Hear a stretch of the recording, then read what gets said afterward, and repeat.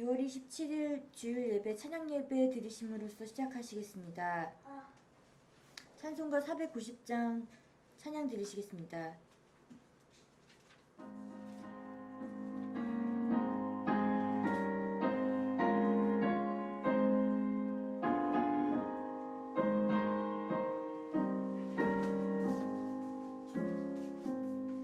주여 지난 밤의 꿈에 외였으니 그 꿈 이루어 주옵소서.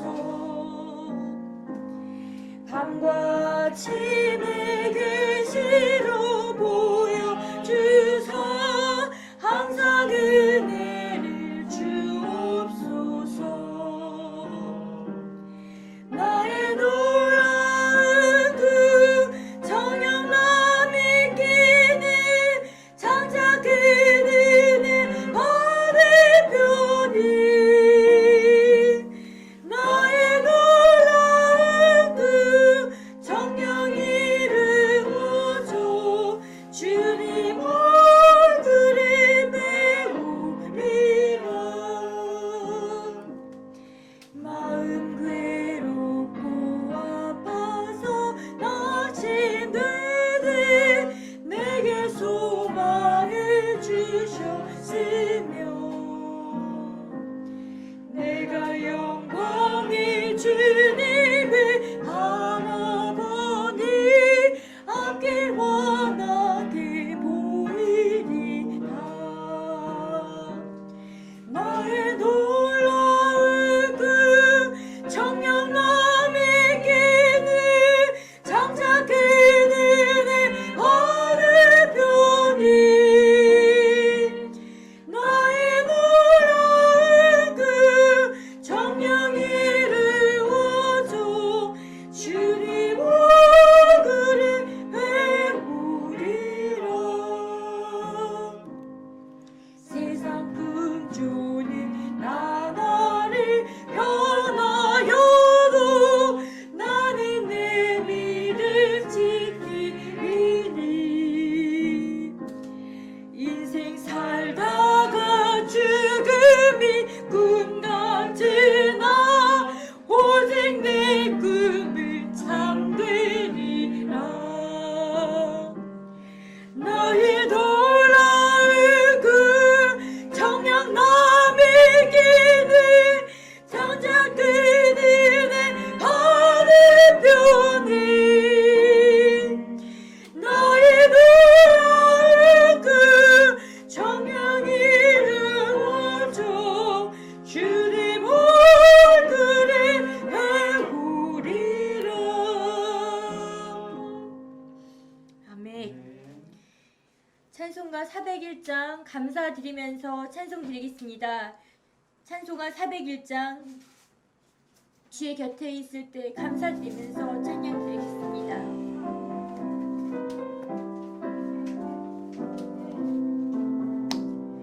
주의 곁에 있을 때 마음이 든든하오니 주여 내가 살 동안 나를 인도하소서. 주여 주여 나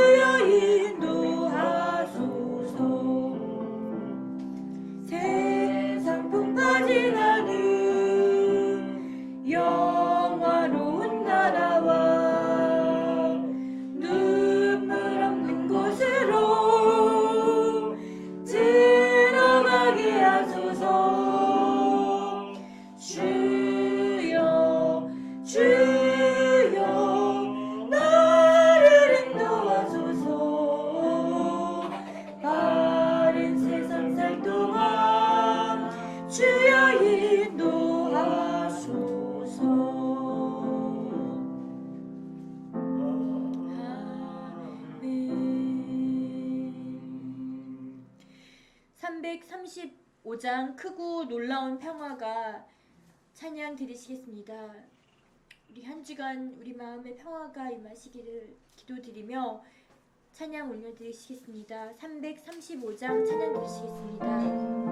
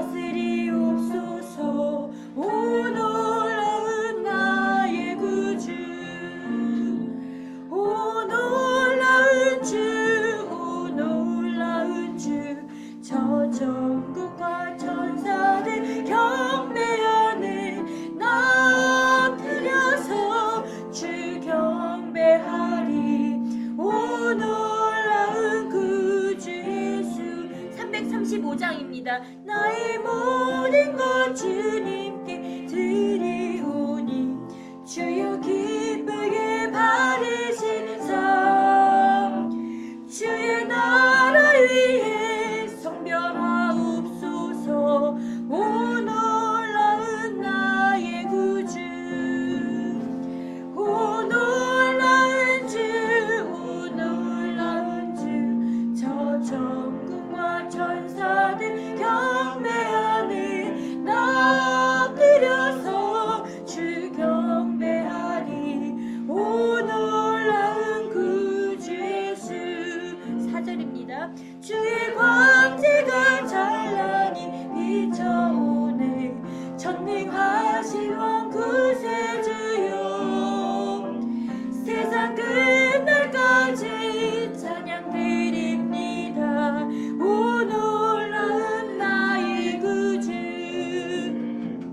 오 놀라운 주 오 놀라운 주 저 천군과 천사들 경배하는 나 엎드려서 주 경배하리. 오 놀라운 구주 예수. 아멘.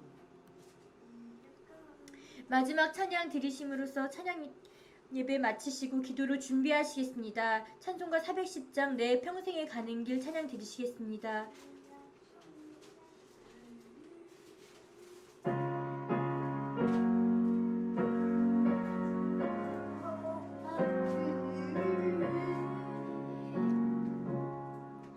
내 평생에 가는 길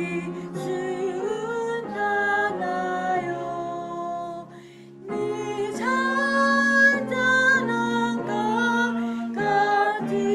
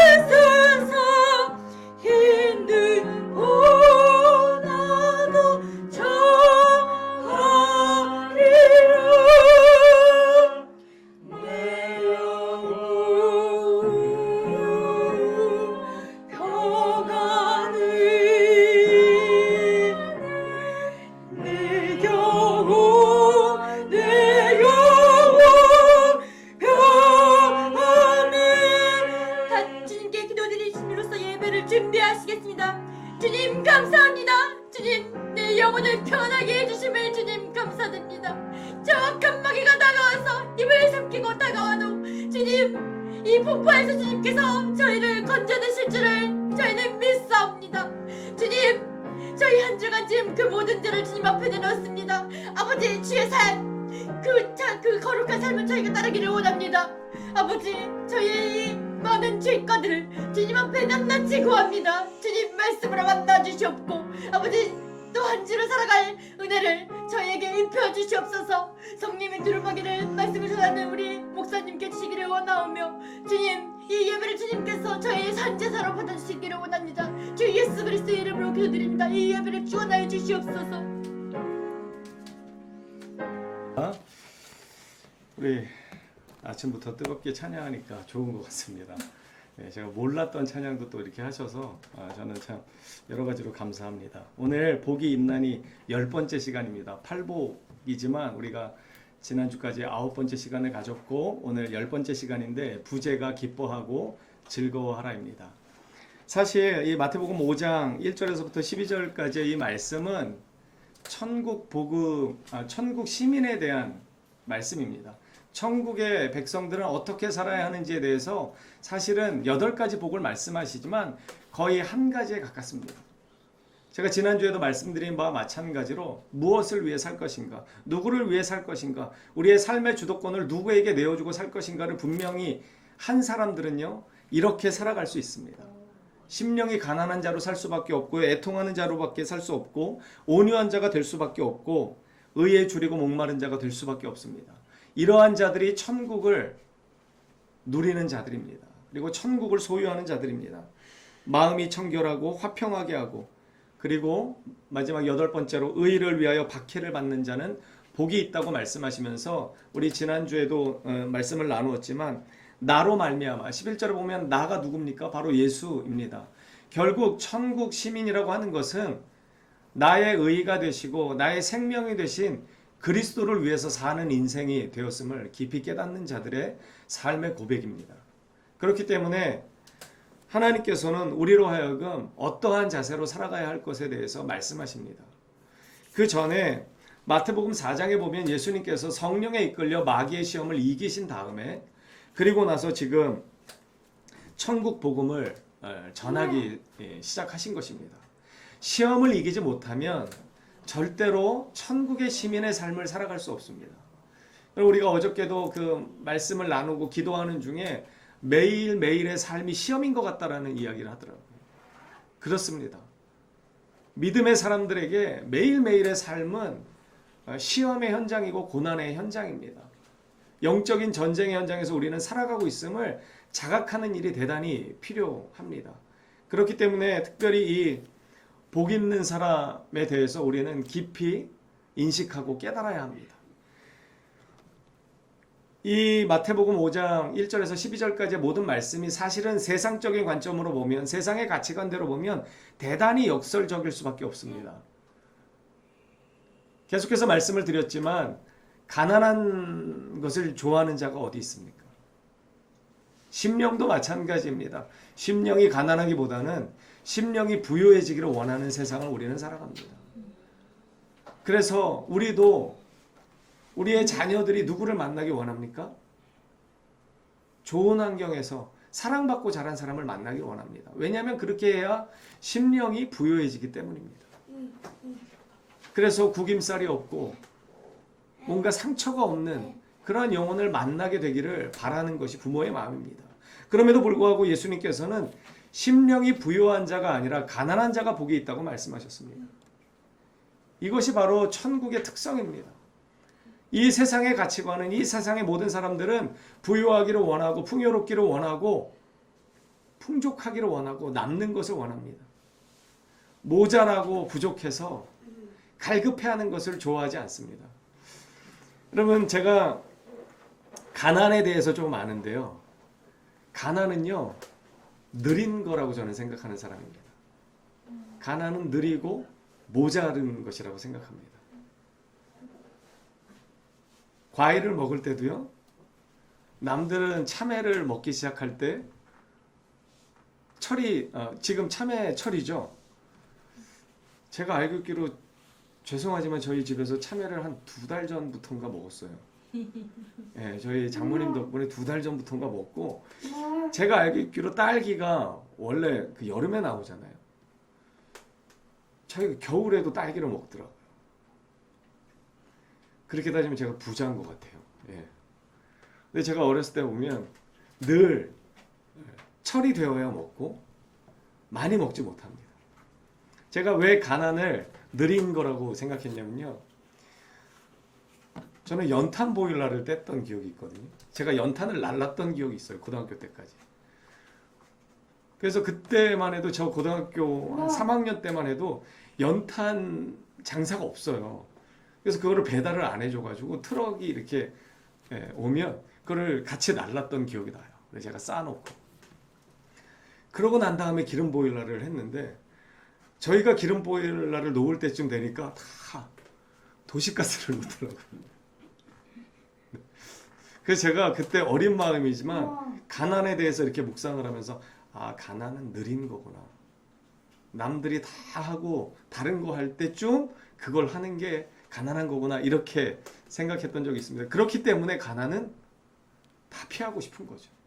가난은 불편하고 궁핍하고 모자르고 결핍되어 있기 때문에 이 세상의 모든 가치관들은 결핍을 싫어합니다. 궁핍을 싫어하고 갈급함을 싫어합니다. 그럼에도 불구하고 예수님의 역설은 무엇입니까? 우리로 하여금 가난해지라고 하는 것입니다. 심령이 가난해지라고 하는 것이고, 의에 대해서 애통하는 자가 되라는 것입니다. 여러분, 우리는 늘 기뻐하기를 원합니다. 늘 풍족해서 기뻐하기를 원하고, 부족하기보다는 남아서 누군가에게 나눠줄 수 있는 사람이 되기를 원합니다. 그럼에도 불구하고 예수님께서는 줄이는 자가 복이 있다고 말씀하십니다. 특별히 의에 대해서, 하나님의 나라에 대해서 줄이는 자가 복이 있다고 말씀하십니다. 여러분, 하나님 나라에 대해서 얼마나 묵상하시는지 모르겠습니다. 요즘 저는 아버지가 아프기도 하시고 또 장례식장에 다녀올 때마다 하나님 나라에 대해서 묵상을 하게 되는 것 같습니다. 여러분도 아마 장례식장에 다니실 일이 많이 있으실 텐데, 그때마다 더 하나님 나라에 대해서 묵상하게 됩니다. 예수님께서 우리에게 부어주신 이 생명의 은혜가 무엇인지, 부활의 능력이 무엇인지 더 깊이 묵상하게 됩니다. 그럴 때마다 감사가 터져 나온 것을 막을 길이 없습니다. 이 부족한 자가 예수 믿는 사람이 되어서 예수 안에 있는 이 생명의 부활의 능력을 믿고 살아간다는 것이 얼마나 감사한 일인지 모르겠습니다. 여러분, 그것 때문에 감사하시는지 모르겠습니다. 오늘 더 역설의 그 클라이막스를 달립니다. 12절의 말씀을 보십시오. 너희에게 복이 있다고 11절에 말씀하신 다음에 이제는 뭐라고 말씀하시냐면 기뻐하고 즐거워하라고 말씀하십니다. 여러분, 어떤 상황에서 기뻐하고 즐거워하라 말씀하십니까? 예수를 위해서 살다가 박해를 받으면, 괴로움을 당하고 모욕을 당하고 거짓 누명을 쓰고 이렇게 어려움을 당하면, 너희를 욕하고 박해하고 거짓으로 너희를 거슬러 모든 악한 말을 할 때, 너희를 향해서 악한 말을 할 때 오히려 기뻐하고 즐거워하라, 이렇게 말씀합니다. 여기서 기뻐하다라는 건요, 말 그대로 기뻐하다는 것이고, 그 뒤에 반복을 하잖아요. 기뻐하고 즐거워하라. 이 뒤에 즐거워하라는요, 훨씬 더 큰 개념의 즐거움을 이야기합니다. 정말 이 영혼의 깊은 속에서 터져 나오는, 예배를 통해서 하나님을 만난 사람만이 고백할 수밖에 없는 그 영혼의 즐거움을 말하는 것입니다. 그렇게 기뻐하고 즐거워하라고 주님은 말씀하십니다. 어떠한 상황에서요? 내가 예수를 위해서 살다가 어려움을 당하고 곤경에 처해지고 불편해지고 손해를 볼 때 기뻐하고 즐거워하라는 것입니다. 왜요? 우리의 정체성이 더 분명하게 드러났기 때문입니다. 어떤 정체성입니까? 자, 우리 12절 한번 볼게요. 12절 다시 한번 좀 읽어보겠습니다. 시작. 기뻐하고 즐거워하라. 하늘에서 너희의 상이 큼이라. 아멘. 너희의 상이 크다, 이렇게 이야기합니다. 이 땅에서의 상이 아니라 하늘에서의 너희의 상이 크다 이야기합니다. 여러분, 베드로전서 1장 23절인가에 보면 예수 그리스도의 말씀의 능력이 어떠한 것인지 설명합니다. 주님의 이 말씀은 썩어지지 않고 쇠하지 않고 영원하다고 말씀합니다. 우리는 그 말씀의 씨로 거듭났다고 베드로 사도는 우리에게 알려주고 있습니다. 여러분, 하늘은 무엇을 상징하는 것입니까? 그냥 공간적인 개념입니까? 우리는 땅을 딛고 살고 하늘은 위에 있으니까 그러한 공간적인 개념으로만 여러분 이해하십니까? 절대로 안 됩니다. 여기서 말하는 하늘은 하나님의 보좌를 이야기하는 것이고 천국을 의미하는 것입니다. 그리고 이 천국과 우리가 살아가는 이 땅과 가장 다른 점이 무엇입니까? 유한함과 무한함의 차이입니다. 제가 나이가 벌써 50이 됐더라고요. 그러니까 어른들이 말씀하실 때 살날보다 뭐라고 그러죠? 산날보다 살날이 이제 짧아지는 거예요. 앞으로 살날이 분명히 짧을 것이라고 저는 생각합니다. 뭐 100세 시대라고는 하지만 제가 건강을 잘 유지해서 90세까지 건강하게 살다가 하나님 부르신다면 앞으로 40년이 남았습니다. 40년 동안 잘 먹고 잘 살기 위해서 이 땅에 보화를 쌓아 두어야 여러분 현명한 사람이겠습니까? 아니면 영원한 상급을 위해서, 영원한 기쁨과 영원한 만족과 영원한 쾌락을 위해서 이 40년 동안 제가 하늘의 상급을 쌓아야 현명한 사람이 되겠습니까? 답 나오셨죠? 야고보 사도는 1장 14절에 그렇게 이야기합니다. 우리의 인생을 잠깐 보이다가 없어지는 안개와 같은 거라고 이야기해요. 정말 찰나와 같은 삶이 우리의 삶입니다. 이 찰나와 같은 삶에서 영원한 하나님의 나라를 바라봄으로 고난을 당하는 것도 찰나의 순간임을 우리는 잊어서는 안 됩니다. 매일매일의 삶이 나를 고달프고 힘들게 하지만 그래서 하루가 때로는 그 한자에 그런 말이 있죠. 일각이 여삼추 같다. 여러분 이 뜻을 잘 아시는지 모르겠습니다. 제가 중학교 1학년 때로 기억되는데 이 책을 읽는데 일각이 여삼추 같다라는 표현이 있는 거예요. 너무 궁금하더라고. 이게 무슨 표현인가 그랬더니 한 시각이요 3번의 가을이 지나는 것처럼 느리다는 거예요. 때로는 그렇잖아요. 여러분 어떤 괴로운 일을 당하면요 한 시각이 3년 같습니다. 때로는 10년 같기도 합니다. 하루가 100년 같이 느껴질 때가 있습니다. 그럼에도 불구하고 우리가 잊지 말아야 하는 것은 그 모든 것들은 유한한 시간 안에 있음을, 그리고 다 지나가게 되어 있음을, 잠깐 보이다가 없어지는 안개와 같은 인생임을 절대로 잊어서는 안 되는 것입니다. 그래서요 우리가 거기에 매몰되면 어떻게 됩니까? 이 현실이 영원할 것 같다라고 하는 잘못된 착각 속에 매몰되면 영원한 것을 포기하기 시작합니다. 영원하고 변하지 않고 완전히 보장된 하나님의 나라를 희미하게 바라보기 시작합니다. 그래서 많은 사람들이 이 현실의 무게를 견디지 못해서 믿음을 저버리는 경우가 비일비재합니다. 너무나 어리석고 너무나 안타까운 일입니다.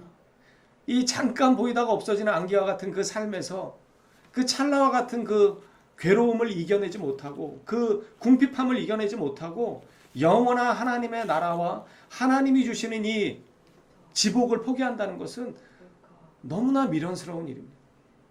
그런데 많은 사람들이 그렇게 착각을 하며 살아갑니다. 여러분 때로는 우리의 삶이 괴롭고 힘들어서 특별히 예수를 믿고 믿음대로 살다가 박해를 받을 때 그 하루하루가 너무나 괴로워서 일각이 여삼추같이 느껴질 때 여러분 야고보 사도의 말을 떠올리십시오. 잠깐 보이다가 없어지는 안개와 같은 인생임을 잊지 마십시오. 그리고 우리에게 주어지는 복은 어떠한 복입니까? 하늘에서의 복입니다. 이 하늘은 영원함을 뜻하는 것입니다. 변하지 않는 것임을 뜻하는 것이고 하나님을 뜻하는 것이기도 합니다. 하나님이 우리에게 약속하신 복은 영원할 뿐만 아니라 절대로 빼앗겨지지 않습니다. 그래서 로마서 8장에 뭐라고 이야기합니까? 사망이나 높음이나 권세자들이나 그 어떤 것으로부터도 그리스도의 사랑에서 우리를 끊어낼 수 없다라고 바울 사도는 고백합니다. 여러분 우리는 그러한 은혜를 받은 자들입니다. 그래서 주님은 즐거워하고 기뻐하라, 기뻐하고 즐거워하라 역설하시는 것입니다. 왜냐하면 그 뒤에 하늘에서의 영원한 상급이 너무나 크고 놀랍기 때문에 로마서 8장 18절은 우리에게 또 말씀합니다. 현재의 고난은 장차 우리에게 나타날 영광과 좋게 비교할 수 없다. 비교가 안 된다는 거예요. 우리가 당하는 고난과 우리가 나중에 누리게 될 영원한 이 보화는 비교의 대상이 안 된다는 겁니다. 그런데 많은 사람들이 이 현실에 매이다 보니까 비교도 안 되는 상급을 포기하는 겁니다. 오늘 우리 사모님이 기도하는데 주님의 이 보호하심, 주님의 함께하심, 주님의 인도하심을 누리고 그래서 현실의 무게 때문에 넘어지고 쓰러지고 슬퍼하고 좌절하고 믿음의 후퇴를 가져오는 그러한 삶이 아니라 주님을 바라봄으로 믿음으로 나아가는 자들이 되게 해달라고 기도했습니다. 여러분 그러한 자들이 되기를 축복합니다. 여러분 많은 사람들이 과거를 이야기합니다. 특별히 술을 드시는 어른들은 대개 보면 과거를 이야기합니다. 그런데요 과거에 즐거웠던 이야기를 하는가 하면 별로 그렇지 않습니다. 과거에 자기 고생했던 이야기들을 많이 합니다. 왜 그럴까요? 그때는 그게 너무나 힘들고 어려웠지만 그 어려웠던 추억이 지금은 말 그대로 추억이 된 것입니다. 지금은 상황이 어떻게 된 거예요? 조금 나아진 것입니다. 저도 나름 고생을 했습니다.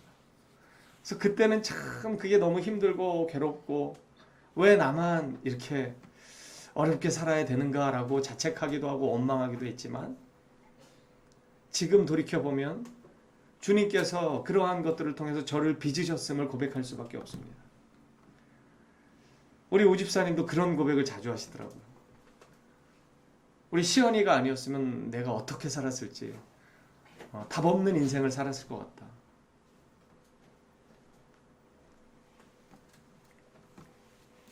저는 저희 장모님의 고생 이야기도 많이 들어서 압니다. 엄청 고생을 하셨더라고요. 그런데 왜 지금 그것을 추억으로 이야기할 수 있습니까? 지금은 나아졌기 때문입니다. 아마 그때처럼 계속 힘들거나 아니면 더 힘들다면 아마 그렇게 이야기하지 못할 거예요. 그런데요, 우리가 앞으로 겪게 될 이 나라는 어떤 나라냐면 영원한 복이 있는 나라라는 사실입니다. 그래서 주님께서는 충분히 기뻐하고 즐거워할 수 있다는 거예요.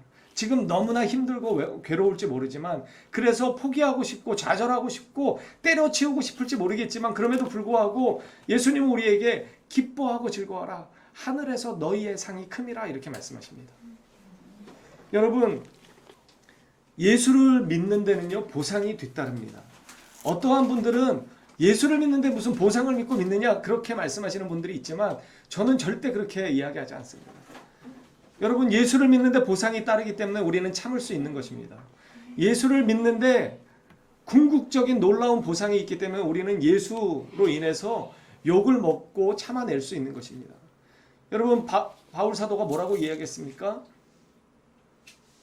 부활이 없다라고 주장하는 사두개인들을 향해서 부활이 없다면 다시 살아나는 일이 없다면 예수 그리스도의 부활의 능력이 우리에게 주어지지 않는다면 사도 바울은 자기를 비롯해서 믿음의 사도들이 가장 불쌍한 자라고 이야기했습니다. 왜 그래요? 그들은 예수를 믿는 것 때문에 포기했던 사람들입니다. 예수를 믿는 것 때문에 패가망신한 사람들이었습니다. 예수를 믿는 것 때문에 이 땅에서 누릴 수 있는 모든 것들을 거의 다 포기한 사람들입니다. 그런데 그들에게 궁극적인 보상이 주어지지 않는다면 그 궁극적인 보상은 바울은 뭐라고 이야기하냐면 부활에 담겨있는 생명의 능력이라고 이야기하는 것입니다. 이 부활의 생명의 능력을 통해서 우리는 하나님의 나라에 입성하게 되는 것이고 그 영원한 하늘나라에서 주님과 함께 영원토록 기뻐하며 즐거워하며 살아갈 수 있는 것입니다. 계시록의 말씀을 전에도 말씀드렸지만 계시록 21장 4절에 보면 다시는 애통하는 것이나 곡하는 것이나 슬픈 것이 다시 있지 아니하리니 다 지나갔습니다. 모든 눈물을 그 눈에서 닦아주시는 것이 바로 하늘에서 있는 일입니다. 주님이 우리의 모든 아픔과 고통을 이제는 다 싸매어 주시고 주님과 함께 영원토록 기뻐하고 즐거워할 일만 있는 것. 주님과의 교제가 회복되어서 주님의 풍성한 은혜를 마음껏 누리며 살아갈 수 있는 그 하늘에서의 상이 우리에게 보장되어 있기 때문에 예수님께서는 박해를 받고 모욕을 당하고 조롱을 당해도 기뻐하고 즐거워하라고 말씀하는 것입니다. 여러분, 믿음은 미래를 바라보는 것입니다. 믿음은요, 과거에 치우쳐 사는 자들이 아닙니다. 믿음은 현실을 사는 자들도 아닙니다. 물론 우리가 현실을 믿음으로 살아야 하지만 믿음의 사람들은요, 앞을 내다볼 줄 아는 사람들입니다. 여러분, 우리의 미래는 어떠한 것입니까? 너무나 확실하게 보장되어 있는 것입니다. 제가 얼마 전에 그 최고의 투자자 중에 한 사람인데 뭐죠? 우리 집사님 읽었죠? 최근에 돈의 김승호 씨. 네네네. 돈의 속성. 네, 돈의 속성이라는 책을 읽어봤어요. 그러니까 부자가 되는 방법에 대해서 그분이 이제 나름 쓰셨어요. 간단해요. 내가 일을 하면서 돈을 벌 수 있는 게 한계가 있잖아요. 우리는 유한하기 때문에. 그래서 이 종잣돈을 모아가지고 내가 일하지 않아도 돈이 일을 하게끔 하라는 거예요. 그러니까 좀 더 쉽게 말하면 투자를 하라는 거예요. 잘 투자를 해서 이 돈이 돈을 벌어오도록, 내가 일하지 않아도 돈이 돈을 벌어오도록, 그렇게 되면 이제 부자로 산다는 거예요. 제가 그 개념을 몰랐던 건 아니지만 다시금 이제 그러한 책을 읽으면서 제 스스로에게 이렇게 적용해 봤어요. 여러분, 주님은 우리에게 이렇게 말씀하세요. 보물을 어디에 쌓아두라고 말씀하세요? 하늘에 쌓아두라고 말씀하십니다. 거기에는요, 좀이나 동록이나 도둑이 절대로 침범하지 못한대요. 여러분, 이 땅에서 아무리 투자를 잘해도요, 빼앗길 수도 있고 손해를 볼 수도 있고 한 방에 날려버릴 수도 있습니다. 그런데 하늘에 쌓는 보화는 어떤 것이냐면요, 어느 누구도 터치하지 못한대요.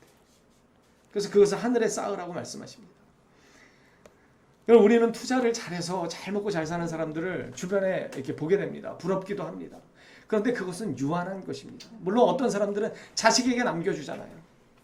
그런데요, 그렇게 길게 가는 걸 별로 보지 못했습니다. 여러분, 오늘 분명히 주님은 이렇게 말씀하십니다. 하늘에서 너희의 상이 크니라. 이 하늘이 바로 영원한 것, 변하지 않는 것, 절대로 누군가가 빼앗아가지 못하는 지복을 말씀하는 것입니다. 하나님이 우리에게 주시는 그 복을 말씀하시는 것이죠. 그리고 여기서 상이 크다라고 하는 이 표현은요, 크다라는 개념도 있지만 많다라는 개념도 가지고 있습니다. 그래서요, 하늘에서의 상급이 많다는 거예요. 우리를 위해서 의의 면류관뿐만 아니라 하나님 나라에서 누리는 놀라운 복들이, 상들이 더 다양하게 많아진다는 것입니다. 여러분, 그 상들이 궁금하지 않습니까? 주님이 우리를 위해서 예비하신 그 상급이 너무나 놀랍게 기대되지 않습니까? 저는 천국을 묵상할 때마다 잘 묵상이 안 되더라고요. 도대체 천국은 어떤 곳일까? 말씀을 읽어도 그게 막 와닿지 않는 거예요. 그러다가 기도한 적이 있습니다. 주님, 천국은 도대체 어떤 곳입니까? 그 천국을 좀 눈에 보는 것처럼 보고 싶고 손에 만지는 것처럼 만지고 싶은데, 요한일서에서 말씀하시는 것처럼 요한 사도가 그러잖아요. 이 복음에 대해서 어떻게 표현하냐면요, 눈으로 보고 손으로 만진 바라, 이렇게 얘기해요. 그러고 싶더라고요. 천국을 손으로 보고 손으로 만지고 눈으로 본 것처럼 얘기하고 싶은 거예요. 그런데 성경 어디를 봐도 잘 그게 이해가 안 되는 거예요. 그래서 제가 기도했던 적이 있습니다. 주님, 이 천국에 대해서 좀 내가 현실감 있게 좀 깨달았으면 좋겠습니다. 그때 주님이 저에게 그런 마음을 주셨어요. 예수님의 십자가가 생각나게 하시더라고요. 버러지 같은 인생을 불쌍히 여기셔서 그 인생을 찾아와 주시고 그 인생을 끝까지 사랑하셔서 그 인생을 위해서 생명을 내어주신 그 십자가의 사랑이 깊이 묵상되게 하셨습니다. 그래서 제가 그때 이후로 천국은 잘 모르겠지만 지금도 여전히 천국에 대해서 제가 이렇다 저렇다 정확하게 말씀드리기 어렵지만, 그럼에도 불구하고 천국은 누가 계신 곳인가? 우리를 죽기까지 사랑하신 예수님이 우리와 함께 영원토록 거하시는 곳이 바로 천국이라는 사실입니다. 요한복음에 보면 주님이 내가 떠나는 것이 너희에게 유익이라고 말씀하셨습니다. 그리고 내가 가서 무엇을 준비한다고 그러셨습니까? 너희의 거처를 예비하러 간다고 말씀하셨습니다. 여러분, 천국은 우리를 그렇게 사랑하신 주님이 우리를 위해 영원히 살 집을 예비하시는 곳입니다. 그곳에서의 상급이 크다고 오늘 주님은 말씀하십니다. 그 주님이 우리를 향해서 너희들이 나를 위해서 살다가 박해를 당하거든 모욕을 당하거든 조롱을 당하거든 오히려 더 크게 기뻐하고 영혼에서 용서섬치는 그 즐거움과 환희를 마음껏 누리라고 말씀하십니다. 왜요? 내가 너희를 예비하는 그곳에서 영원토록 너희는 영원한 생명을 누리며 살 것이기 때문이라는 것입니다. 여러분, 이 말씀을 믿으시기를 축복합니다. 우리의 미래는요 너무나 완벽하게 보장되어 있습니다. 저는 농담 삼아 하는 이야기가 있습니다. 죽어봐야 천국입니다. 여러분, 예수 믿는 사람들이요 이 땅에서 아무리 고생하고 살다가 정말 그렇게 가더라도요 천국 가는 것입니다. 여러분, 우리가 이 땅에서 보상받으려고 하면 시험에 들기가 참 쉽습니다. 이 땅에서 내가 주님 이렇게 했는데 왜 저한테 보상을 이렇게밖에 안 해주십니까? 우리가 이렇게 접근하기 시작하면요 이해되지 않는 일들이 너무나 많이 있습니다. 그럼에도 불구하고 우리는 어떻게 살아가야 합니까? 나보다 나를 더 잘 아시고 나보다 더 나를 아끼시고 나보다 더 나를 뜨겁게 사랑하시는 주님이 나를 위해 예비하신 그 길이 더 바르고 선하고 아름답고 풍성한 삶임을 인정하며 나아가는 것입니다. 오늘 윤희와 예배를 드리다가 제가 잠깐 아브라함 이야기를 꺼냈습니다. 근데 아브라함에게 주님이 말씀하셨잖아요. 내가 지시한 땅으로 가라. 여기서 보면 지시한 땅이 아닙니다. 지시하는 땅도 아니고요. 지시할 땅입니다. 앞으로 지시할 테니까 일단 떠나라는 거예요. 여러분, 누가 떠날 수 있습니까? 여러분, 당장 짐 싸서 집을 떠나라는 거예요.